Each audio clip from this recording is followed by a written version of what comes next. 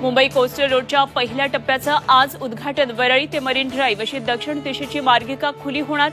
मुख्यमंत्री शिंदे, स्थानिक आमदार आदित्य ठाकरे एकाच मंचावर येण्याची शक्यता. महायुतीच्या जागा वाटपाचा तिढा आज सुटणार. दिल्लीमध्ये शहा, नड्डांसोबत शिंदे, फडणवीस, अजित पवारांची होणार बैठक. उमेदवारांची नावं अंतिम केली जाणार. ठाकरे गटाचे नेते आमदार रवींद्र वायकरांचा उद्धव ठाकरेंना जय महाराष्ट्र. वर्षा बंगल्यावर मुख्यमंत्र्यांच्या उपस्थितीत शिंदे गटात प्रवेश.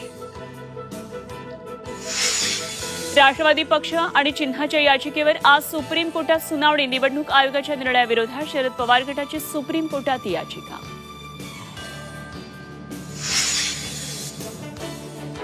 पुण्यात शरद पवारांची आज 9:15 वाजता पत्रकार परिषद. राष्ट्रवादी पक्ष चिन्हाची सुनावणी. लोकसभा निवडणुकीसंदर्भात बोलण्याची शक्यता.